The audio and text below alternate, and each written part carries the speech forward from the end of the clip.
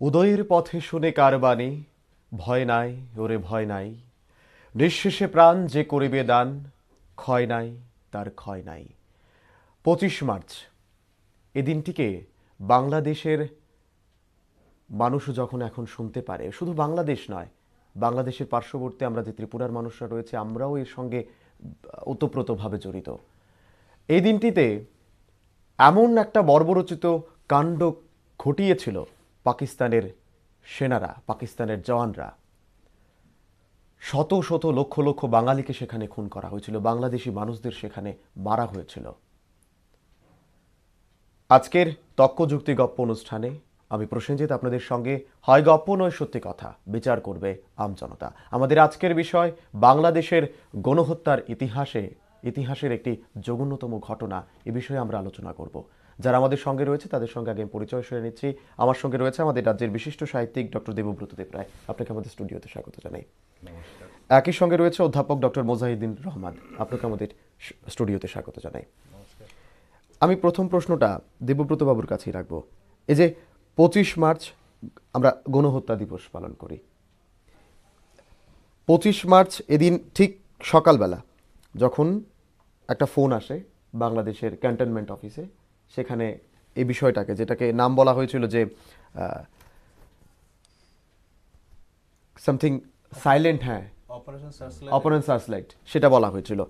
এই যে এটার পর ঠিক তার পরপরই ইয়াহিয়া খান, যেটাকে এখনো সবাই বলে যে চোরের মতো পালিয়ে গিয়েছিলেন বাংলাদেশ থেকে, ঠিক তারপরই যখন বঙ্গবন্ধু শেখ মুজিবুর রহমান তিনি জানতে পারলেন যে হয়তো ওনাকে হত্যা করতে পারেন, তখন তিনি একটা খুব সুন্দর দুটো লাইন উচ্চারণ করেছিলেন, আমাকে ওরা হয়তো হত্যা করবে, কিন্তু আমি নিশ্চিত আমার সমাধির উপর স্বাধীনতা বাংলাদেশের প্রতিষ্ঠিত হবে, স্বাধীন বাংলাদেশ প্রতিষ্ঠিত হবে। এই যে একটা মানে দৃপ্ত উচ্চারণ, এই যে একটা মানে নিশ্চিত, এই জিনিসটা কিভাবে বঙ্গবন্ধু পেতেন, এই জিনিসটা কিভাবে তিনি বলতে পারতেন? আমি প্রথমেই ভ্যানগার্ডকে অভিনন্দিত করছি যে আজকের দিনটাকে স্মরণ করে একটা আলোচনার আয়োজন এখানে করেছেন।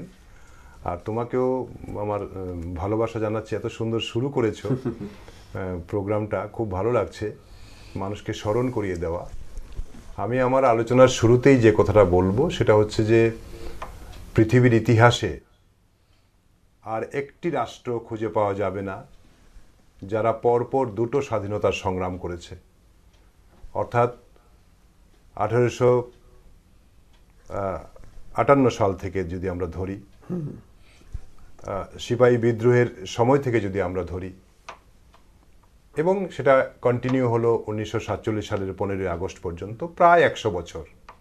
তাহলে সিপাহী বিদ্রোহের শুরু থেকে একেবারে 1947 সালের এই যে দীর্ঘ শতবর্ষ, প্রায় 100 বছর, সেই যে সংগ্রাম, ব্রিটিশ সাম্রাজ্যবাদের বিরুদ্ধে এই উপনিবেশে যে সংগ্রাম হয়েছে ভারতবর্ষে, অখণ্ড ভারতবর্ষে যে সংগ্রাম হয়েছে ব্রিটিশদের বিরুদ্ধে, ইংরেজদের বিরুদ্ধে, সেই সংগ্রামে পূর্ব বাংলার মানুষ, অর্থাৎ আজকের যারা বাংলাদেশের মানুষ, তারা হিন্দু মুসলমান নির্বিশেষে বাংলাদেশের মানুষ কিন্তু সেখানে এই স্বাধীনতা সংগ্রামে নিবিড়ভাবে তারা জড়িয়ে পড়েছিলেন।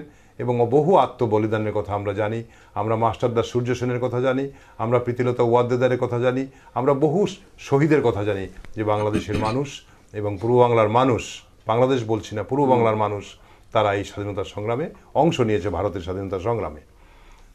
1947 সালের 15ই আগস্ট সেই স্বাধীনতা সংগ্রাম একটা অধ্যায় শেষ হলো। বাংলাদেশের মানুষ জেনেছিলেন যে স্বাধীনতা সংগ্রাম বুঝি শেষ হয়ে গেল, কিন্তু না, আমরা দেখলাম যেটা ঠিক 5 মাস পরেই, আমি সব জায়গায় যে কথাটা বলি, 1947 সালের 15ই আগস্ট, তার ঠিক 5 মাস পরে করাচির পার্লামেন্টে, যেদিন ধীরেন দত্ত তিনি করাচির পার্লামেন্টের প্রথম প্রধানমন্ত্রী লিয়াকত আলী খান তার সামনে দাঁড়িয়ে বলছেন, তখনও কিন্তু বাংলাদেশের মানুষ জানতেন না ঘটনাটা কি হচ্ছে, যে মিস্টার প্রাইম মিনিস্টার, এই সিদ্ধান্ত আপনারা নিতে পারেন না, কারণ পূর্ব বাংলায় 99% মানুষ বাংলায় কথা বলছে, আর আপনার পশ্চিম পাকিস্তান আর পূর্ব পাকিস্তান মিলিয়ে একেবারে 56% মানুষ বাংলায় কথা বলছে, আপনারা কিন্তু উর্দু চাপিয়ে দিতে পারেন না। সেই ধীরেন দত্তর কথার সূত্র ধরে লিয়াকত আলী খান ধীরেন দত্তকে বলছেন, mister Dutt, you have to pay for your comment. তখনও কিন্তু শেখ মুজিবুর রহমান পিকচারে আসেননি, তিনি 28 বছরের যুবক। কেমন বাংলাদেশের মানুষ জানতেন না যে আরেকটা বড় সংগ্রাম তাদের সামনে রয়েছে। সেই থেকে শুরু ভাষা আন্দোলন 1948 সালের মার্চ মাস থেকে শুরু হয়েছে। বঙ্গবন্ধুরা তখন 28 বছরের যুবক, ঝাঁপিয়ে পড়ছেন। যখন জিন্নাহ সাহেব গেলেন মার্চ মাসে ঢাকা বিশ্ববিদ্যালয়ে সমাবর্তন অনুষ্ঠানে, তখন থেকে প্রতিবাদটা শুরু হয়েছে।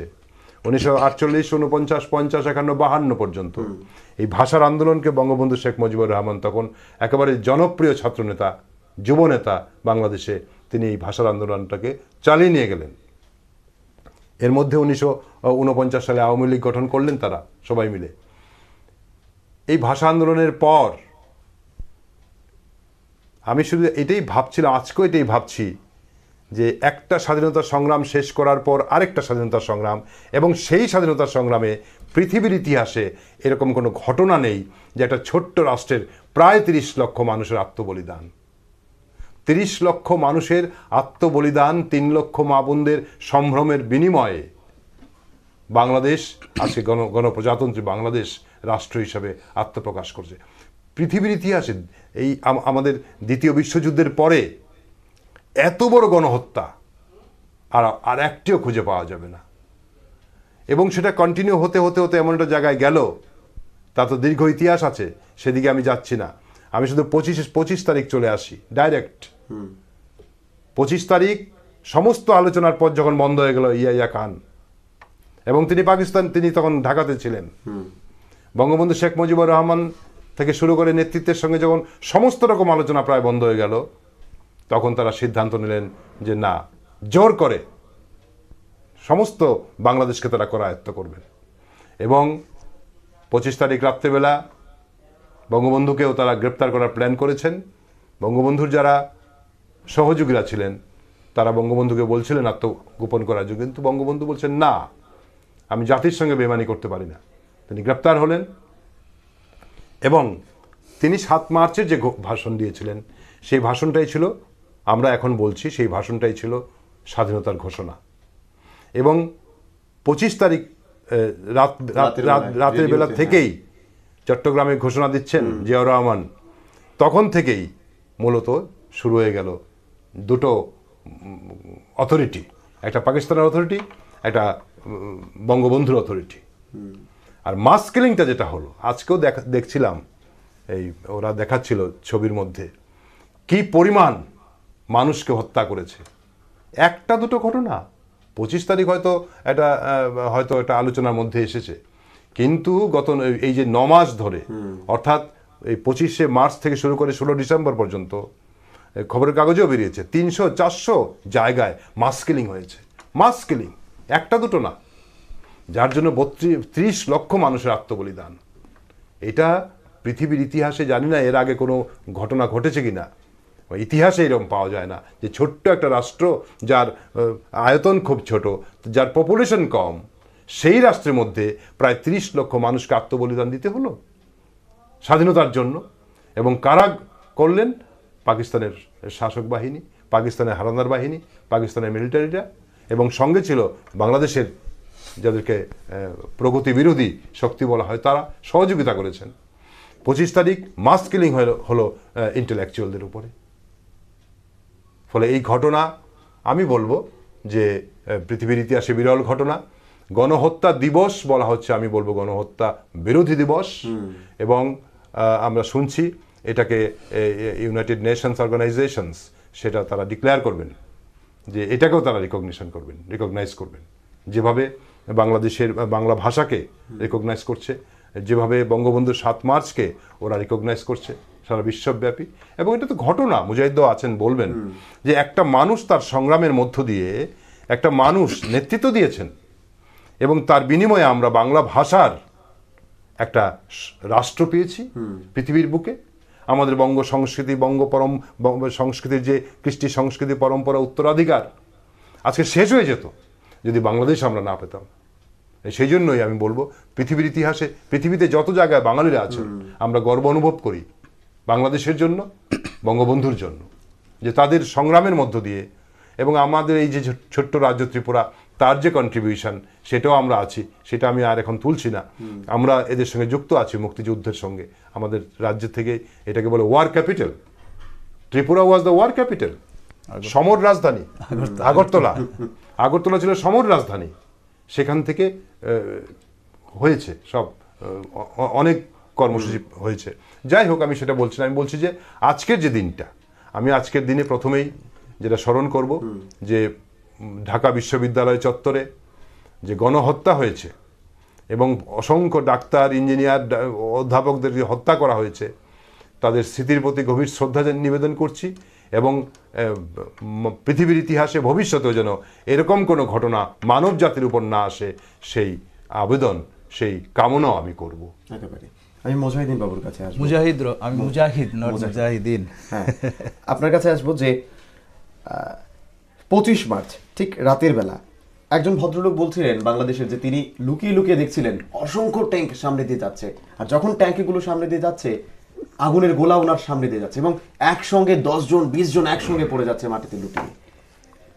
পুলিশের শেষ পর্যন্ত বাংলাদেশের পুলিশ বাহিনীর এরকম অবস্থা হয়েছিল রাজারবাগের, যে যখন তারা সেখানে এই ট্যাঙ্কগুলোর সামনে পড়ছে, যখন রাজারবাগের পুলিশ স্টেশন থেকে তারা বেরিয়ে আসছে, তাদের পোশাক শেষ পর্যন্ত তারা উলঙ্গ হয়ে সেখান থেকে বেরিয়ে আসতে হচ্ছে, কারণ পুলিশি পোশাক যাতে তাদের সামনে না থাকে, তাদের পরা না থাকে। আর তখন 303 রাইফেল তখন সাহসিকতার, সেখানে একটা বিরাট সাহসিকতা দেখিয়েছিল সেই বড় বড় ট্যাঙ্কিগুলোর সামনে। এই বিশদ ব্যাখ্যাটা যদি একটু আমাদের শোনান, যে 25 এবং 26, এই 25 তারিখের রাত থেকে 26 তারিখের সকালটা আমি শুনবো। ধন্যবাদ আপনাকে এবং নিউজ ভ্যানগার্ডকে। যে বিষয়টা নিয়ে কথা হচ্ছে এতক্ষণ দেওব্রত যেটা বলছিলেন, আসলে 25শে মার্চ রাত্রিবেলা এবং 26শে মার্চ থেকে মানে অনবরত যে চলে যাচ্ছিল ব্যাপারগুলো, সেটা আমার যেটা মনে হয়েছে, আমি এই বিষয়টার উপরে একটু কাজ করেছি, আমার গবেষণা তার উপরে। আমার যেটা মনে হয়েছে যে পাকিস্তান রাষ্ট্রের যে দুইটা অংশ, একটা পশ্চিম পাকিস্তান, একটা পূর্ব পাকিস্তান, এবং দুইটার মধ্যে দূরত্ব প্রায় 1200 মাইলের মতো, আর সারা মাঝে তো ভারতবর্ষ। তো এই যে অবস্থাটা হয়েছিল, সেটা দেওব্রত যেটা বলছিলেন যে 1947 সনে তো ভাগ হলো রাষ্ট্র, আমাদের মানে ইন্ডিয়ান সাবকন্টিনেন্টের ভাগ যে হলো, তার মূল বিষয়টা ছিল 2 নেশন থিওরি। তার মানে বলা হয়েছিল তখনকার সময়ে যে হিন্দু একটা জাতি আর মুসলমান একটা জাতি, এই দুই জাতি একসঙ্গে থাকতে পারে না। কাজেই মুসলমানদের জন্য একটা আলাদা রাষ্ট্র, হিন্দুদের জন্য একটা আলাদা রাষ্ট্র। তা আমার যেটা মনে হয়, আমি ইতিহাসের ছাত্র হিসেবে এই চিন্তাটা একটা অবাস্তব চিন্তা ছিল, কিন্তু যদিও এটা বাস্তবায়িত হয়েছে। তো বাস্তবায়িত হওয়ার পরেই আমরা যেটা দেখলাম যে পশ্চিম পাকিস্তানের যারা মুসলিম, পূর্ব পাকিস্তানের যারা মুসলিম, তাদের মধ্যে একটা মানসিক দূরত্ব তৈরি হয়ে গেছে এই কারণে যে বাংলা ভাষাভাষী যারা মুসলিম, তাদেরকে পশ্চিম পাকিস্তানের যারা মুসলিম, তারা অনেকে উর্দু ভাষা আছে, সিন্ধি ভাষা আছে, পাঞ্জাবি ভাষা আছে, বিভিন্ন ভাষাভাষীর মানুষ আছে, তারা পূর্ব পাকিস্তানের মানুষকে, মুসলিমদেরকে মুসলিম বলে মনে করতেন না। তারা ভাবতেন যে পূর্ব বাংলায় বা পূর্ব পাকিস্তানে যারা আছে বাঙালি মুসলমান, তারা আসলে হিন্দুদের থেকে কনভার্ট হয়েছে। কাজেই তারা দেখতেন ওই দৃষ্টিভঙ্গিতে। আরেকটা দৃষ্টিভঙ্গি যেটা ছিল, সেটা হচ্ছে একটা কলোনি তৈরি করা। অর্থাৎ পশ্চিম পাকিস্তান চেয়েছিল যে পূর্ব পাকিস্তান বা পূর্ব বাংলা আমরা যাই বলি না কেন, সেটাকে একটা কলোনি হিসাবে তারা দেখবে। এবং পূর্ব পাকিস্তান যেহেতু সুজলা সুফলা শস্য শ্যামলা, এখানকার যত প্রোডাকশান আছে সেগুলোকে পশ্চিম পাকিস্তানের যে উন্নয়ন, তার কাজে লাগানো হবে। এবং দেখা গেছে যে এই কাজটা করতে গিয়ে ন্যাশনাল যে সম্পদ আছে, রাষ্ট্রীয় যে সম্পদ আছে, তার মধ্যে 25% বেশি, কোনো ক্ষেত্রে দেখা গেছে 25-30% বেশি পূর্ব বাংলা পায়নি, পূর্ব পাকিস্তান পায়নি, পেয়েছে পশ্চিম পাকিস্তান। যদি উৎপাদনের দিক থেকে বা এক্সপোর্টের দিক থেকে, আন্তর্জাতিক ক্ষেত্রে যে সমস্ত আসে, সম্পদ আসে মানে পাকিস্তানে, তার 75% কিন্তু যাচ্ছে পূর্ব পাকিস্তান থেকে। কারণ পাট ছিল তখন একটা সবচেয়ে গুরুত্বপূর্ণ প্রোডাকশন, যেটা ইন্টারন্যাশনালি তার ডিমান্ড ছিল, মার্কেট ছিল, এবং সেটা পূর্ব পাকিস্তানে হতো। তো এইগুলো এক্সপোর্ট হতো, কিন্তু এক্সপোর্টের বিনিময়ে যে টাকাটা আসতো, তার 75% খরচ হতো পশ্চিম পাকিস্তানের ডেভেলপমেন্টের জন্য, অনলি 25% দেওয়া হতো পূর্ব পাকিস্তানের জন্য। এইভাবে দেখা যাচ্ছে প্রতিটি ক্ষেত্রে ইকোনমিক্যালি, এডুকেশনালি, যত বড় বড় মানে হায়ার ইনস্টিটিউশন, সেগুলো হচ্ছে পশ্চিম পাকিস্তানে যারা মানে ব্যুরোক্রেটস অর্থাৎ অ্যাডমিনিস্ট্রেশন যারা চালাচ্ছেন তাদের যে মানে একটা পরীক্ষা হয়, সেখানে দেখা গেছে বেশিরভাগ ব্যুরোক্রেট হচ্ছে পশ্চিম পাকিস্তান থেকে আসছে। সামরিক বাহিনীতে যত বড় বড় অফিসার তারা হচ্ছে পশ্চিম পাকিস্তানের মানুষ। এইভাবে প্রায় প্রতিটি ক্ষেত্রে যখন দেখা গেল যে পূর্ববঙ্গকে বা পূর্ব বাংলার মানুষকে সেভাবে আর মানে গুরুত্ব দেওয়া হচ্ছে না, তো স্বাভাবিকভাবেই ওই ভাষার ব্যাপারটা বলছিলেন, ভাষার দিক থেকেও তারা কোনোভাবে চাইছিলেন না যে বাংলা ভাষা রাষ্ট্রীয় ভাষা হোক, যদিও প্রায় 56% মানুষ বাংলা ভাষা তখনকার মানে হোল পাকিস্তানের ভিত্তিতে প্রায় 55% মানুষ বাংলা ভাষায় কথা বলতেন, আর উর্দু ভাষায় কথা বলতেন মাত্র 7%। অথচ তারা চেয়েছিল উর্দু হবে মানে পাকিস্তানের রাষ্ট্রভাষা, যার বিরুদ্ধে তো ব্যাপক হলো, আন্দোলন হলো। তো এই সমস্ত ব্যাপারগুলো মিলিয়ে একটা প্রেক্ষাপট তৈরি হলো। দ্বিতীয় যে প্রেক্ষাপটটা হচ্ছে সেটা হচ্ছে যে ওখানে যে শাসন ব্যবস্থা, আমরা ভারতবর্ষে দেখেছি কি মানে সেখানে ইলেকশন অর্থাৎ নির্বাচনের মাধ্যমে আমাদের প্রতিনিধিরা পার্লামেন্টে যাচ্ছেন, যে দলের প্রতিনিধি বেশি তারা সরকার গঠন করছেন, এটা নির্বাচনের মাধ্যমে হচ্ছে। কিন্তু পাকিস্তানে সেটা হচ্ছিল না। পাকিস্তানে দেখা গেছে শুরু থেকেই সামরিক বাহিনী অর্থাৎ মানে সামরিক বাহিনী যেহেতু তাদের হাতে অস্ত্র আছে, তারাই পলিটিক্সটাকে নিয়ন্ত্রণ করত। এবং মাঝে মাঝে যেই নির্বাচন দেওয়া হয়েছে সেগুলো নির্বাচিত প্রতিনিধিদেরকে যদিও তারা কিছুদিনের জন্য ক্ষমতা দিয়েছে, পরে আবার ক্ষমতা কেড়ে নেওয়া হয়েছে। একটা উদাহরণ দিচ্ছি যে 1947-এর পরে পাকিস্তানে প্রথম যে নির্বাচনটা হলো সেটা হচ্ছে 1954 সালে। আমাদের এখানে হলো 52-তে, পাকিস্তান হলো 54। এই যে নির্বাচন, সেই নির্বাচনে দেখা গেল বিশেষ করে পূর্ব পাকিস্তানে যারা অসাম্প্রদায়িক দল গঠন করা হয়েছে, যুক্ত ফ্রন্ট করা হয়েছিল। সেই যুক্ত ফ্রন্ট যেখানে আওয়ামী লীগ বা অন্যান্য মানে পার্টিগুলো মিলে যেটা করেছিলেন, মুসলিম লীগের বিরুদ্ধে তারা ইয়েটা করেছিলেন, মানে নির্বাচনটা হয়েছিল। এবং দেখা গেছে যে যারা অসাম্প্রদায়িক চেতনা নিয়ে নির্বাচনে অংশগ্রহণ করেছে তারা কিন্তু ক্ষমতায় এসেছেন, মুসলিম লীগ ক্ষমতায় আসেনি। এটা একটা আশ্চর্যজনক ব্যাপার এই কারণে যে 47-এ যখন দেশ ভাগ হলো তখন বলা হলো দ্বিজাতি অর্থাৎ মুসলিম, তারা মুসলিম লীগ, হ্যাঁ, আর এদিকে তো আমরা পাচ্ছি আমাদের রাষ্ট্র। তো ওখানে মুসলিম লীগের উপরে দাঁড়িয়ে একটা রাষ্ট্র তৈরি হলো। অথচ দেখা গেল 47 থেকে 54 কত বছর, আর মাত্র 7 বছরের ব্যবধানে দেখা গেল যে মুসলিম লীগ সেখানে কোনো ক্ষমতা পাচ্ছে না। চলে এসছে অসাম্প্রদায়িক চেতনায় যারা সমৃদ্ধ তারা। সেখানে শেখ মুজিবুর কিন্তু একজন মন্ত্রী হিসেবে তাকে নেওয়া হয়েছিল, A.K. ফজলুল হক ছিলেন তখন এই মিনিস্ট্রির হেড। কিন্তু দেখা গেল যে অল্প বোধহয় মানে 6 মাসও এই সরকারটিকে নিয়ে সরকারকে ভেঙে দেওয়া হয়েছে। তারপরে একে একে সামরিক নেতারা এলেন, আর যখন আইয়ুব খান এলেন তিনি তো প্রায় 10 বছর এই দেশটাকে প্রায় মানে কি বলবো একটাকে পুরোপুরি একটা কারাবন্দী মানুষকে প্রায় কারাবন্দী মতো করে রেখে দিয়েছেন। তারপরে 1968-তে যখন গণ আন্দোলন হলো তার বিরুদ্ধে, তখন তিনি ক্ষমতা চালেন আরেকজন সামরিক নেতার কাছে, তিনি হচ্ছেন প্রেসিডেন্ট ইয়াহিয়া খান। তো ইয়াহিয়া খান দেখলেন যে বিশেষ করে পূর্ববঙ্গে যেভাবে মানুষের উত্থান হয়েছে সেখানে নির্বাচন না দিয়ে উপায় নেই। নির্বাচন দেওয়া হলো, 1970-এ নির্বাচন হলো, 70-এর শেষ 71-এর প্রথম দিকে যে নির্বাচন হলো সেখানে দেখা গেল যে পূর্ববঙ্গের জন্য যে সিটগুলো আছে ন্যাশনাল অ্যাসেম্বলিতে সেখানে 169 সিটস, তার মধ্যে 167 সিটস পেয়েছে আওয়ামী লীগ। আর পশ্চিম পাকিস্তানের জন্য সেখানে people's party, Pakistan people's party, যেটা জুলফিকার আলী ভুট্টো ছিলেন তার নেতা, তিনি পেয়েছেন মাত্র 88 সিটস। তাহলে 310টা বোধহয় সিটস ছিল ন্যাশনাল অ্যাসেম্বলিতে। তো সেখানে তো অটোমেটিক্যালি যে ইয়েটা হয়েছে মানে সংখ্যাগরিষ্ঠতা, আওয়ামী লীগের নেতৃত্বে সংখ্যাগরিষ্ঠতা এসেছে।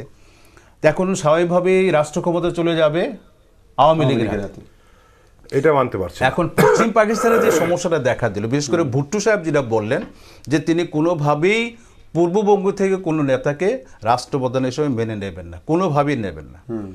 ইয়াহিয়া খান কিন্তু চেয়েছিলেন, এবং সেই কারণে 1 মার্চ 1971 তারা ডিক্লারেশন দিয়েছিলেন যে 3 মার্চ তারা সংসদে বসবেন। কিন্তু ইয়াহিয়া কোনোভাবেই তার এই যে 88 জন প্রতিনিধিকে পূর্ববঙ্গে পাঠাতে রাজি হলেন না, এবং তিনি ডিক্লারেশন দিলেন যদি এটা হয় তাহলে সারা পাকিস্তানে তিনি অরাজকতা তৈরি করে দেবেন, দোকানপাট সব বন্ধ করে দেওয়া হবে, আর যারা এই দেশে আসবে যে প্রতিনিধিরা ঢাকাতে যারা আসবে তাদেরকে নাকি মেরে ফেলা হবে, তাদেরকে নাকি জবাই করে ফেলা হবে। এই পরিস্থিতি তৈরি করে তিনি তখনকার প্রেসিডেন্ট ইআইআর উপরে চাপ দিলেন যে না, কোনোভাবেই এটা সম্ভব নয়, আমরা ঢাকাতে যাব না, এরা আসুক কিন্তু আমরা যাব না। এই নিয়ে প্রচণ্ড টানাপোড়েন শুরু হলো। 3 তারিখে কিন্তু ফায়ারিং শুরু হয়ে গেল, বেশ কিছু লোক বিভিন্ন জায়গাতে মারা গেল। 4 তারিখে ফায়ারিং হলো, 5 তারিখে ফায়ারিং হলো।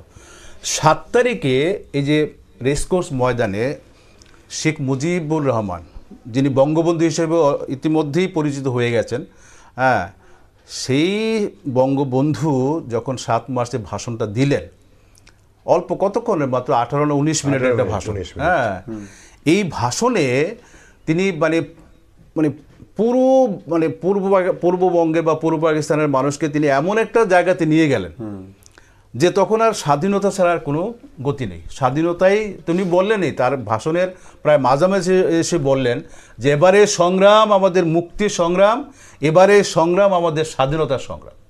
তিনি এও বললেন যে আমি যদি নাও থাকি, তোমরা যেখানে যেখানে আছো প্রত্যেক ঘরে ঘরে তোমরা দুর্গ গড়ে তোলো। হ্যাঁ, আমি যদি তোমাদের হুকুম দিবার নাও পারি, তোমরা কিন্তু সেই সময় চালিয়ে নেবে। তাহলে আমার যেটা মনে হয় যে 7 তারিখের যে তার ভাষণটা, এটা ঐতিহাসিক ভাষণ, এটা অলরেডি আমাদের ইউএনওতে এটাকে নিয়ে নেওয়া হয়েছে, মানে তাকে স্বীকৃতি দেওয়া হয়েছে। ওই ভাষণে যখন তিনি পূর্ব বাংলার মানুষ, প্রায় 100% মানুষ, বিশেষ করে পূর্ববঙ্গে, কিছু মানুষ তো তার বিরোধিতা ছিলই, তারা এমন একটা জায়গা থেকে পৌঁছে গেল, তখন পশ্চিম পাকিস্তানের যারা নেতারা ছিলেন বা সামরিক শাসক যারা ছিলেন, তারা বুঝতে পারলেন যে না, ক্ষমতা হস্তান্তর না করার উপায় নেই। কিন্তু ভুট্টো সাহেব এটা কোনোভাবে মানতে রাজি যখন হলেন না, তখন শুরু হলো গোপন চক্রান্ত। তাহলে কি করা যাবে? তারা যেটা ভেবে নিলে যে বন্দুকের সাহায্যে গণহত্যার মধ্য দিয়ে তাদেরকে দমিয়ে দিতে হবে। ওই প্ল্যানটা সাকসেস করার ক্ষেত্রে তারা আস্তে আস্তে সময় নিতে আরম্ভ করলেন। শেখ মুজিবের সঙ্গে, বঙ্গবন্ধুর সঙ্গে তারা কথা বলতে কথাও কিছু কিছু বললেন। আবার এদিকে পশ্চিম পাকিস্তানে তারা অনবরত সৈন্যবাহিনী, ফোর্স এনে জমা করতে লাগলেন এবং গোপনে তারা চক্রান্ত করলেন যে 25 তারিখেই সেই কাজটা হবে। 25 তারিখেই গণহত্যার ডেট তারা ঠিক করলেন। ভুট্টো এবং ইয়াহিয়া খানের সঙ্গে তাদের সিদ্ধান্ত হলো এবং 25 তারিখ সন্ধ্যা থেকেই শুরু হয়ে গেল বিশেষ বিশেষ পয়েন্ট, যেমন ঢাকা বিশ্ববিদ্যালয়, জগন্নাথ, এটা তো তখন কলেজ ছিল, এখন বিশ্ববিদ্যালয় হয়ে গেছে। মেইন যে পয়েন্টগুলো, যেখানে যেখানে ছাত্রাবাসগুলো ছিল, হ্যাঁ, হোস্টেলগুলো ছিল, সেই জায়গাগুলোকে টার্গেট করে তারা গণহত্যা শুরু করে দিলেন। এবং সেই যে গণহত্যাটা শুরু হলো, সেখান থেকে প্রতিনিয়ত এরপর থেকে তো আস্তে আস্তে আস্তে আস্তে এই এইটা স্বাধীনতার আন্দোলনে পরিবর্তিত হয়ে গেল। ওই দিন রাত্রিবেলাতেই কিন্তু চট্টগ্রাম থেকে ঘোষণা হয়ে গেল বঙ্গবন্ধুর পক্ষে চট্টগ্রামের একজন আওয়ামী লীগ নেতা স্বাধীনতার ঘোষণা দিলেন। পরদিন জিয়াউর রহমান, যিনি তখন সেনাপতি ছিলেন, সেনার দায়িত্বে ছিলেন, সেনাপতি ছিলেন না, একটা সেক্টরে তিনি দায়িত্বে ছিলেন, তিনিও বঙ্গবন্ধুর পক্ষে কিন্তু স্বাধীনতার ঘোষণা দিলেন।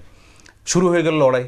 কাজে এই যে লড়াই হলো, এতে করে একটু আগে যেটা দেবব্রত বলছিলেন, প্রায় 30 লক্ষ মানুষ সেই 25শে মার্চ থেকে শুরু হয়ে 14 ডিসেম্বর পর্যন্ত, 14 ডিসেম্বর যেটা ঘটনা হয়েছে 71-এর 14 ডিসেম্বর, সেটা তো একদমই পরিকল্পিতভাবে বুদ্ধিজীবী যারা, শুধু বুদ্ধিজীবী না, তার মধ্যে ডাক্তাররা ছিলেন, ইঞ্জিনিয়াররা ছিলেন, কবিরা ছিলেন, তো তাদেরকে সবাইকে আমরা বুদ্ধিজীবী বলে ধরে নিচ্ছি।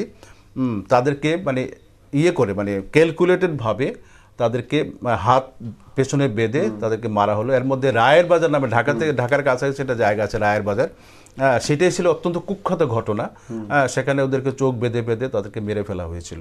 ভয়ঙ্কর। তো এই যে ভয়ঙ্কর ঘটনাটা হয়েছে, সেটা একটু আগে দেবব্রত বলছিলেন যে বিশ্বে তো বেশ কয়েকটা গণহত্যা হয়েছে। আর্মেনিয়ান গণহত্যা হয়েছে, রোয়ান্ডান গণহত্যা হয়েছে, কম্বোডিয়ান গণহত্যা হয়েছে, বা সবচেয়ে বড় যেটা আরও ঘটনা হয়েছে সেটা হচ্ছে দ্বিতীয় বিশ্বযুদ্ধের আগে হিটলার, আমাদের জার্মানির হিটলার, ইহুদিদেরকে তিনি যেটা ইহুদিদের বিরুদ্ধে যেটা করেছিলেন। এই ঘটনাগুলোর সঙ্গে কিন্তু এটা তুলনীয় হয়ে যাচ্ছে। কিন্তু দুর্ভাগ্যের বিষয় হচ্ছে এই, রাষ্ট্রসংঘ আজ অবধি এই ব্যাপারে কিন্তু প্রায় নিশ্চুপ। এবং আরেকটা খুব দুর্ভাগ্যজনক ঘটনা, 25 তারিখের পরে 26 তারিখে বোধহয় আমেরিকান কনসাল জেনারেল যিনি ছিলেন, আর্চার ব্লাড, তিনি আমেরিকান কনসাল জেনারেল ছিলেন ঢাকাতে। তিনি কিন্তু একটা মেসেজ পাঠালেন, ওখানেই তিনি প্রথম বলেছিলেন, this is calculated genocide, genocide মানে কি? জেনোসাইড মানে হচ্ছে কোনো একটা জাতিগোষ্ঠীকে যদি সম্পূর্ণভাবে ধ্বংস করে দেওয়ার প্ল্যান করা হয় এবং করার চেষ্টা করা হয়, সেটাই জেনোসাইড, গণহত্যা। তো এইটাকে তিনি গণহত্যা হিসাবে কিন্তু পাঠিয়েছিলেন, মানে আমেরিকাতে পাঠিয়েছিলেন, যেরকম গণহত্যা চলছে। কিন্তু আমেরিকা দেখা গেল এই ব্যাপারে নীরব থেকে যাচ্ছেন। তারপরে কিছুদিন পরে আর্থার মেস কারেন হ্যাস, উনি করাচিতে ছিলেন, কিন্তু যুদ্ধের সময় ওই 25 তারিখে কয়েকদিন তিনি কিন্তু ঢাকাতে ছিলেন। তিনি এই ঘটনা দেখেছেন, দেখে তিনি পালিয়ে লন্ডন গেছেন। লন্ডন গিয়ে একটা পত্রিকাতে জেনোসাইড শিরোনাম দিয়ে তিনি একটা যখন লেখেন, একটা প্রবন্ধ লিখেন, তখন ব্যাপারটা প্রায় সারা বিশ্বের মানুষ জানতে পারে যে পূর্ববঙ্গে কি হচ্ছে ব্যাপারগুলো। তো এই যে ঘটনা, এই ঘটনাকে আজ পর্যন্ত ইউএনও সেইভাবে করেনি, মানে এটাকে গুরুত্ব দেয়নি।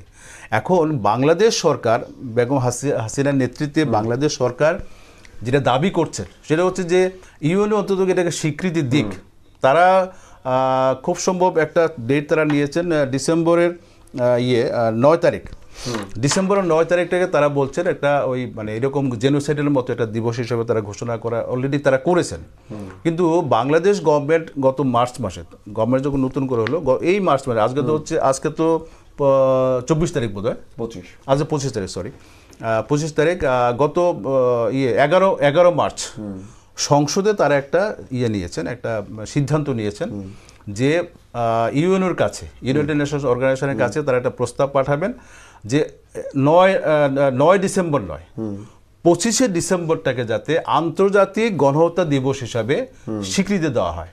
এবং এর মধ্যে ইউএনওর আন্ডার সেক্রেটারি জেনারেল উনি ঢাকাতে এসেছেন, আমাদের বাংলাদেশের প্রধানমন্ত্রীর সঙ্গে তার কথা হয়েছে। তিনিও বলছেন যে হ্যাঁ, তিনিও চেষ্টা করবেন। অবশ্য তার একটা ধারণা হচ্ছে যে কোনো রাষ্ট্র এর বিরোধিতা করবে, স্বাভাবিকভাবেই পাকিস্তান তার বিরোধিতা করবে, এবং পাকিস্তানের যে সমস্ত বন্ধু রাষ্ট্রগুলো আছে তারাও এটা বিরোধিতা করবে।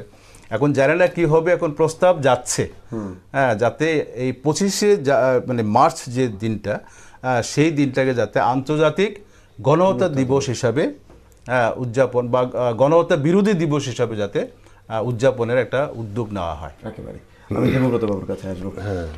যে কথাটা উনিও বলছিলেন যে অনেক সেনা অফিসারকেও কিন্তু সেদিন ঠিক 26 তারিখ তাদেরকে বরখাস্ত করা হয়েছিল চাকরি থেকে, অনেককেই সরিয়ে দেওয়া হয়েছিল যারা বাংলাদেশের মানে বাঙালি ছিলেন তাদেরকে। কি তারপরেও 13,000-এর উপর সৈনিক যোগ দিলেন। এই যে একটা বিষয়, এটাই হচ্ছে প্যাট্রিয়টিজম। কারণ বারবার দেখছেন, মুজাহিদা বলছিলেন যে 1954 সালে, মানে 19 থেকে 47 থেকে মাত্র 7 বছর, এই 54 সালের মধ্যেই একটা প্রোগ্রেসিভ ফোর্স কিন্তু বাংলাদেশের শাসন ক্ষমতা চলে এলেন। এবং শেখ মুজিবুর রহমান একেবারে কম বয়স, তিনি সেখানে দায়িত্ব পাচ্ছেন, একটা মন্ত্রিসভার মধ্যে আসছেন। এবং এই 54 সালের নির্বাচনে আওয়ামী লীগ কিন্তু এবং তার যে ফ্রন্ট, তারা কিন্তু সংখ্যাগরিষ্ঠ হচ্ছে, যুক্ত ফ্রন্ট। তারপরে সংগ্রাম দিল না, অল্প দিনের মধ্যে তো কেড়ে নিল, তারপরে তো সংগ্রাম শুরু হলো। এবং 66 সালে গিয়ে মূলত এন্টায়ার বাংলাদেশের মানুষ, এখন যে বাংলাদেশ, তৎকালীন পূর্ব পাকিস্তান, বঙ্গবন্ধুর আহ্বানে 66 সালে যে 6 দফা দাবি, এই 6 দফা দাবি হচ্ছে বাংলাদেশের স্বাধীনতার মানে চূড়ান্ত একটা প্রস্তুতিমূলক একটা সংগ্রাম। এবং তারপরে 68 স্বাধিকার আন্দোলন। এবং এই যে পর্বটা, এই পর্বের সঙ্গে আমরাও আবার জড়িয়ে পড়ছি। আগরতলা ষড়যন্ত্র মামলা, আমরা এখন আর ষড়যন্ত্র বলবো না, বঙ্গবন্ধু ষড়যন্ত্র করেননি, এটা আমরা বিশ্বাস করি। পাকিস্তান সরকার মামলাটাকে সাজাচ্ছেন যে আগরতলা কনস্পিরেসি কেস। কেমন? অর্থাৎ বঙ্গবন্ধু একদিনের জন্য, এক রাত্রের জন্য আগরতলা এসেছিলেন। এবং আমরা তো এখন সবসময় বলি যে এই যে মুক্তিযুদ্ধের ক্ষেত্রে বলুন বা সব ক্ষেত্রেই এই শচীন সিং, আমাদের প্রথম মুখ্যমন্ত্রী, তিনি যে দায়িত্ব পালন করেছেন, তিনি অসাধারণভাবে সেই সময়ে সাহায্য করেছেন। এবং মুক্তিযুদ্ধে আমাদের এটা অনস্বীকার্য যে আমাদের এই ছোট্ট রাজ্য শুধু 15 লক্ষ 16 লক্ষ মানুষকে আশ্রয় দেওয়াই নয়, এই রাজ্যের যে একমাত্র যে প্রথম যে কাগজ দৈনিক সংবাদ, এবং সেই কাগজ যে ভূমিকা পালন করেছেন, সেই কাগজের সাংবাদিকরা যে ভূমিকা পালন, রণাঙ্গনে গিয়ে যে ভূমিকা পালন করেছেন, অসাধারণ ভূমিকা পালন করেছেন। এবং বাংলাদেশের মুক্তিযুদ্ধের সঙ্গে, বঙ্গবন্ধুর সঙ্গে আমাদের এই ছোট্ট রাজ্য কিন্তু নানাভাবে জড়িয়ে আছে। তো এটাই বলছিলাম যে 1969 সালে যখন এই আগরতলা ষড়যন্ত্র মামলায় বঙ্গবন্ধু যখন মুক্তি পেলেন, এবং সেই যে সভা হয়েছিল রেসকোর্স ময়দানে, এবং সেখানে তোফায়েল আহমেদ তিনি তার সহযোগী শেখ মুজিবুর রহমানকে সবার সামনে বলছেন আজ থেকে তিনি হবেন বঙ্গবন্ধু শেখ মুজিবুর রহমান। ফলে বাংলাদেশের এই যে ইতিহাস, বাংলাদেশের এই যে বেড়ে যাওয়ার ইতিহাস, বাংলাদেশের এই যে ডেভেলপমেন্ট, এই সব কিছুর সঙ্গে টু সাম এক্সটেন্ট আমাদের রাজ্যটা কিন্তু নানাভাবে জড়িয়ে আছে ত্রিপুরা। কারণ ত্রিপুরাটার যে মানচিত্র, তার সবটা বলা চলে প্রায় তিন দিকে বাংলাদেশ, তো এই বাংলাদেশের মধ্যে ঢোকানো সংগ্রামটাও তাই সেই কারণেই ত্রিপুরা থেকে ভারতীয় সেনাবাহিনী এই সংগ্রামটা করতে শুরু করেছে। এখন এই যে আলোচনায় আমরা বসলাম, একটি মানুষের কথা কিন্তু ভাই উচ্চারণ না করলে কিন্তু ইতিহাসের কাছে আমরা দায়বদ্ধ থাকবো। তিনি কিন্তু শ্রীমতী ইন্দিরা গান্ধী। আমি এই প্রশ্নটাই করছি, শ্রীমতী ইন্দিরা গান্ধী সেই সময় যদি দৃঢ়ভাবে যদি বাংলাদেশের পক্ষে, মানে পূর্ব পাকিস্তানের পক্ষে ভারতীয় সেনা না দাঁড়াতেন, তাহলে কিন্তু লাঠি সোটা দিয়ে মুক্তিযুদ্ধ হয় না। পাকিস্তানের ফোর্স একদম আর্ম নিয়ে ওরা কিন্তু নেমেছে, মানুষকে হত্যা করেছে, কিন্তু প্রকারান্তরে অন্যদিকে বাংলাদেশের মানুষের হাতে কিন্তু ছিল লাঠি সোটা। এটা নিয়ে তো অসম যুদ্ধ হয়। যদি ইন্ডিয়ান ফোর্স না পাশে দাঁড়াতো, তাহলে কিন্তু এই মুক্তিযুদ্ধ, এই বাংলাদেশ আসতো কিনা, এটাও একটা সন্দেহ। এই জন্যই আমরা সব জায়গায় যে মানুষটাকে শ্রদ্ধার সঙ্গে আমরা স্মরণ করতে চাই, তিনি হচ্ছেন শ্রীমতী ইন্দিরা গান্ধী। তিনি পজিটিভ একটা রোল প্লে করেছিলেন যে না, এটা অন্যায় যুদ্ধ হচ্ছে। পাকিস্তান মানে 1970 মুজাহিদরা উল্লেখ করেছেন, 1970-তে এত সংখ্যক সিট পাওয়ার পরে, এটা আজকে আমরা কল্পনাও করতে পারছি না যে এতগুলো সিট পাওয়ার পরে, আসন পাওয়ার পরে সরকার গঠন করতে দিচ্ছে না বঙ্গবন্ধু শেখ মুজিবুর রহমানকে। তারপরে মানুষের কাছে আর কিছু করার ছিল না, মুক্তিযুদ্ধে ঝাঁপিয়ে পড়া ছাড়া আর কিচ্ছু করার ছিল না। পিঠ একেবারে দেয়ালে লেগে গেছিল। সেই জায়গায় একটা দৃঢ় নেতৃত্ব দিয়েছেন বঙ্গবন্ধু শেখ মুজিবুর রহমান। তিনি কিন্তু সেই সময়টাতে জেলে ছিলেন, পাকিস্তানের জেলে, এবং তিনি নির্ঘাত জানতেন তার মৃত্যু অবধারিত, এবং আমরা শুনেছি কবরও করা হয়ে গেছিল বঙ্গবন্ধুকে ফাঁসি দেওয়ার জন্য। কিন্তু বঙ্গবন্ধুর এই যে মেসেজ যে আমি থাকি বা না থাকি, তোমরা লড়াইটা চালিয়ে যাবে, সেই সময়টাতে অস্থায়ী যে সরকার হয়েছিল, এবং এই অস্থায়ী সরকার যেটা হয়েছিল বঙ্গবন্ধুকে প্রেসিডেন্ট করে, তার প্রথম যে সভা হয়, সেটাও কিন্তু আমাদের সার্কিট হাউসে, যেটা পরবর্তীকালে মেহেরপুরে বৈদ্যনাথ তোলা যেটা হলো 17 এপ্রিল, সেটাও আমাদের আগরতলা থেকে শুরু। কিন্তু ফলে আগরতলা এবং ত্রিপুরা, বাংলাদেশের এই টোটাল মুক্তিযুদ্ধের মধ্যে, বঙ্গবন্ধুর চেতনার মধ্যে, সব কিছুর মধ্যে ত্রিপুরা কিন্তু যুক্ত হয়ে আছে। সেই জন্য আমরা সব জায়গায় বলি যে বাংলাদেশের সঙ্গে আমাদের যে, শুধু তাই না, এই রাজ্যে বাঙালিরা সংখ্যাগরিষ্ঠ, বাংলা ভাষায় কথা বলি আমরা, তারাও বাংলা ভাষায় কথা বলে, একই সংস্কৃতি, একই ভাষা, তাই না? এই সব মিলিয়ে বাংলাদেশের সঙ্গে আমাদের সম্পর্কটা একেবারে নিবিড় হয়ে আছে। এবং আমার বিশ্বাস ভবিষ্যতে এই যে নৈকট্য, এটা আরও বাড়বে। আর ইতিমধ্যে আমরা দেখছি কাঁটাতার আমাদের কাছে গৌণ হয়ে যাচ্ছে। বিশেষ করে লেখক, কবি, সাহিত্যিক, শিল্পীদের কাছে কাঁটাতারটা ফ্যাক্টর না। আমি সবাইকে বলি, আন্তর্জাতিক নিয়ম মেনে আমাদের আদান প্রদান চলবে, আসা যাওয়া চলবে। আর আমরা বাংলাদেশে যাই মাঝে মধ্যে, তার যে ডেভেলপমেন্ট দেখছি, বাংলাদেশে এগিয়ে যাচ্ছে, তার যে মানুষের যে পারচেজিং পাওয়ার দেখছি, সেটা অনেক হাই হয়ে যাচ্ছে। সব মিলিয়ে আমার ধারণা আগামী দিনে বাংলাদেশ একটা সুপ্রতিষ্ঠিত দেশ হিসাবে পৃথিবীর মধ্যে দাঁড়িয়ে যাবে। এবং দারিদ্রতা, ক্ষুধা, অশিক্ষা এগুলো আস্তে আস্তে কমবে। বাংলাদেশের জনসংখ্যার হারও কিন্তু অনেকটা কমে আসছে। এই সব মিলে বাংলাদেশ এটা ভালো অবস্থানে যাবে।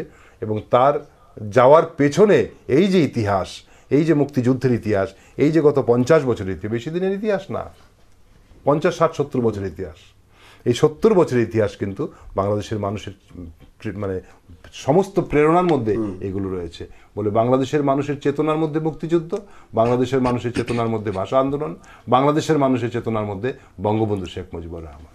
একেবারে শেষ প্রশ্নটা করব, এই যে রাজারবাগের পুলিশ স্টেশনে আগুন ধরিয়ে দেওয়া, সেখানে গুলির বর্ষণে সেখানে আগুন ধরে গেছে, অজস্র সৈনিকের পরিচয় সেখান থেকে লুপ্ত হয়ে গেছে, আজকে শুধু শহীদ বেদিগুলো সেখানে বিভিন্ন জায়গায় রাখা হয়েছে, এই দৃশ্যটাকে যদি একটু।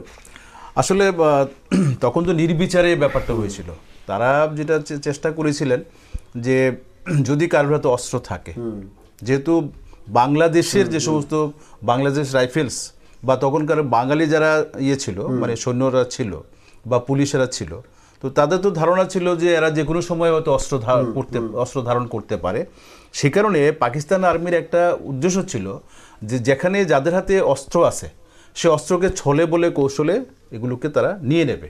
এটা কিন্তু তখনকার সময়ে যে পূর্ব পাকিস্তানের যারা মানে বাঙালি সৈন্যরা ছিল তাদের বেশিরভাগ কিন্তু আশ করতে পেরেছিলেন যে তাদেরকে নিরস্ত্র করা হবে, এবং সেটা যাতে না হতে পারে সেই কারণে অনেকেই কিন্তু ক্যাম্প থেকে অস্ত্র নিয়ে তারা পালিয়েও গিয়েছিলেন। এবং আমরা দেখেছি, তখন আমি ক্লাস 7-এ পড়ি, আমার বাড়ি হচ্ছে একদমই বর্ডারে, সোনামুড়া বক্সনগর গ্রামে।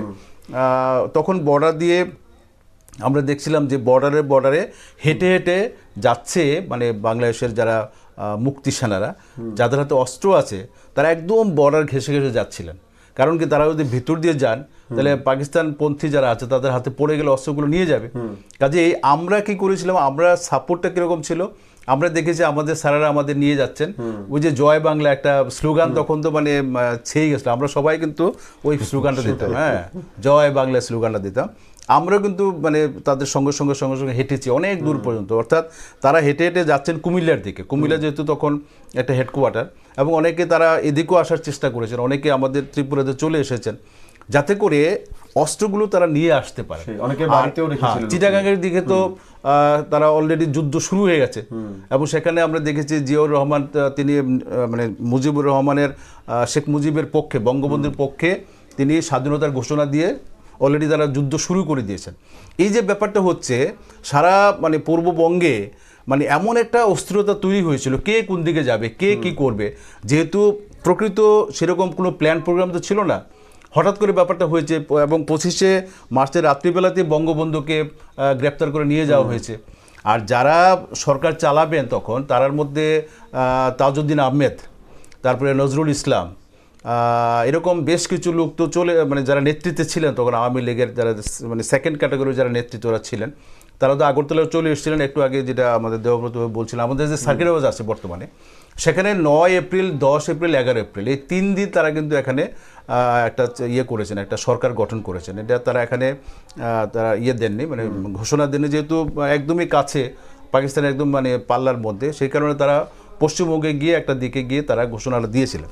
তো যেই ব্যাপারটা হয়েছিল যে মানে যেহেতু পাকিস্তানের আর্মি তারা একদম প্ল্যান করে নিয়েছে যে কীভাবে অ্যাটাকগুলো করবে, কীভাবে কাজগুলো করবে।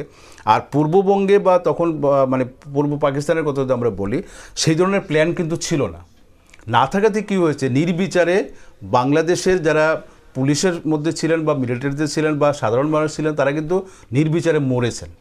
পাল্টা দিতে গিয়ে সময় লেগেছে কেন? কারণ হচ্ছে একটা অর্গানাইজড বাহিনীর বিরুদ্ধে, আর পাকিস্তান বাহিনী তো খুবই নামকরা বাহিনী, অর্গানাইজড বাহিনীর বিরুদ্ধে লড়তে গেলে একটা আনঅর্গানাইজড সেক্টর, যতই আর তারা লাঠিসোঁটা নিয়ে বেরিয়েছিল, হ্যাঁ, যেটা শেখ মুজিব বলেছিলেন, বঙ্গবন্ধু বলেছিলেন, তোমাদের যা যা আছে হ্যাঁ তাই নিয়ে তোমরা তৈরি থাকবে, প্রত্যেক ঘরে ঘরে দুর্গ গড়ে তুলবে। কিন্তু এটা তো তার একটা ইমোশনাল বক্তব্য, কিন্তু সেইভাবে তো তৈরি হয়নি কেউ। হ্যাঁ, মুক্তিযুদ্ধ করতে গেলে বা গেরিলা যুদ্ধ করতে গেলে যেভাবে তৈরি হতে হয় বন্দুক নিয়ে বা যেভাবে ট্রেনিং দিতে হয়, সেই ট্রেনিং তো ছিল না। কাজেই যেটা আলোচিত হয়েছে, আমাদের শুধু ইন্দিরা গান্ধী নয়, ইন্দিরা গান্ধীর প্রতি আমি শ্রদ্ধা রেখেই বলছি, হ্যাঁ ইন্দিরা গান্ধীর প্রতি শ্রদ্ধা নিয়েই বলছি, ভারতবর্ষের প্রায় প্রতিটি রাজনৈতিক সংগঠন, প্রতিটি রাজনৈতিক মানে দল, একটা দল আমার এই মুহূর্তে মনে নেই দলটার নাম, শুধুমাত্র একটা রাজনৈতিক দল এই বাংলাদেশের মুক্তিযুদ্ধকে সমর্থন করেননি, কিন্তু বাকি সমস্ত রাজনৈতিক দল কিন্তু বাংলাদেশের মুক্তিযুদ্ধকে সমর্থন করেছিলেন। এবং আমাদের তখনকার যে মন্ত্রিসভা ছিল, মানে আমাদের ভারতবর্ষের মন্ত্রিসভা ইন্দিরা গান্ধীর নেতৃত্বে, মন্ত্রিসভা পুরোপুরিভাবে এইটাকে সমর্থন করেছেন। আমাদের ত্রিপুরার যে বিধানসভা ছিল, সেই বিধানসভা অধিবেশন তখন চলছিল, সেই অধিবেশনে কিন্তু যারা ছিলেন প্রায় প্রত্যেকে কিন্তু এই পক্ষে, অর্থাৎ বাংলাদেশ যাতে মুক্ত হয় পূর্ব পাকিস্তান যাতে মুক্ত হয়ে বাংলাদেশ হতে পারে এবং বাংলাদেশ যাতে আন্তর্জাতিক স্বীকৃতি পায়, সেই নিয়ে কিন্তু প্রস্তাব এসেছে বিধানসভায়, আমাদের ত্রিপুরার বিধানসভাতে, এবং সেই প্রস্তাব দিল্লিতে পাঠানো হয়েছে, সেই প্রস্তাব ইউএনওতে পাঠানোর ব্যবস্থা হয়েছিল। এবং যারা এদিকে এসেছিলেন আমাদের ত্রিপুরার মানুষ নয় শুধু, এদিকে পশ্চিমবঙ্গের একটা বিশাল অংশ, হ্যাঁ, তারাও চেয়েছিল, আমাদের ভারত সরকারও চেয়েছিল যে যারা এসেছেন আমাদের এই দেশে তারা যাতে আশ্রয় দেওয়া হয়, প্লাস যেটা সবচেয়ে বেশি দরকার সেটা হচ্ছে যে একটা অর্গানাইজড সেনাবাহিনীর বিরুদ্ধে লড়তে গেলে যেইভাবে তৈরি হতে হবে তার জন্য তাদেরকে তৈরি করা।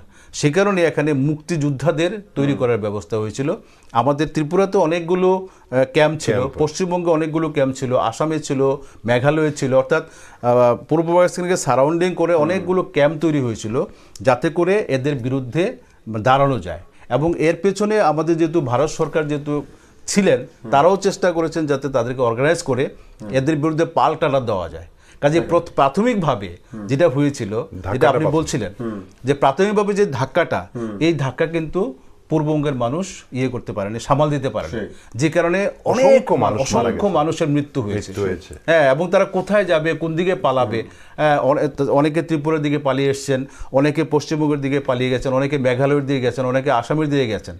তো আপনি তো শুনলে অবাক হবেন, আপনি শুনেছেন কিনা জানি না, ত্রিপুরাতে তখন লোকসংখ্যা ছিল 15,56,000-এর মতো। হ্যাঁ, তার থেকে বেশি মানুষ কিন্তু আমাদের এই রাজ্যে আশ্রয় পেয়েছিল। এবং ত্রিপুরার এমন কোনো স্কুল বাড়ি ছিল না আমাদের জানা মতো যেখানে শরণার্থী, বা অফিস ঘর ছিল না যেখানে শরণার্থী ছিল না। আরেকটা ব্যাপার যেটা খুবই উল্লেখযোগ্য সেটা হচ্ছে যে শুধু বাংলা ভাষাভাষী মানুষ বলে নয়, আমাদের এখানে যারা আদিবাসী ভাই বোনেরা আছেন, যাদেরকে আমরা সাধারণত বলি যে ট্রাইবেল ভাই বোনেরা আছেন, তারা কিন্তু একদম মানে A to Z, একদম রাজবাড়ি থেকে শুরু করে কৃষক পর্যন্ত এই যে মানে আন্দোলনটাকে তারা সমর্থন করেছেন। তো স্বাভাবিকভাবে একটা প্রশ্ন আসে যে তারা কেন সমর্থন করতে গেলেন? হ্যাঁ, এটা ছিল আসলে মানুষের মুক্তির একটা আন্দোলন। হ্যাঁ, সেটাই। একটা কলোনাইজেশনের বিরুদ্ধে, একটা সামরিক শাসনের বিরুদ্ধে মানুষের মুক্তি চাই।